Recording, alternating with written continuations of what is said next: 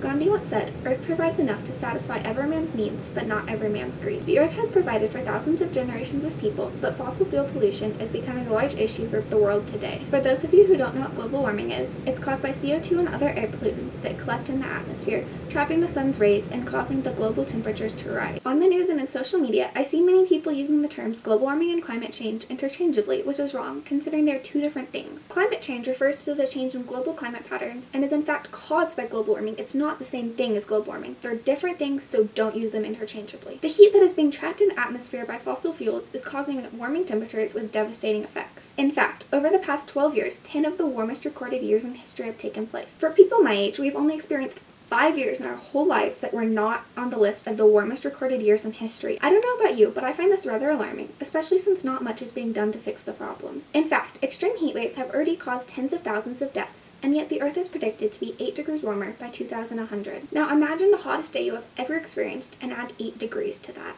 Each year, more Americans are killed by extreme heat than hurricanes, tornadoes, floods, and lightning combined. As you can imagine, glacial ice melts when exposed to warm temperatures. The Greenland ice sheet lost between 30 to 60 miles of cubic ice in the years 2002 to 2006 alone. To put that into perspective, that's about an hour's drive on a highway. Now cube that amount of ground that you can cover in that hour, and imagine how many glaciers there are in the world that are melting at this rate. All the melted water from the glaciers has to go somewhere, so at first most of it goes into lakes and streams, but eventually almost all of it ends up in oceans. Global sea levels rose 17 centimeters in the past century, and yet, in the last decade alone, the rate of sea level rising is nearly double this. One of the leading causes of death and serious illness outside of the U.S. is lack of clean water. Flooding caused by global warming contaminates water resources, causing lack of clean water to become an even greater cause of death. Even though global warming isn't something that's really talked about much, it's a really big deal. Global warming, both directly and indirectly, causes thousands of deaths each year and affects people all over the world. Even though it's such a big problem, many people don't know what global warming actually is, and they certainly don't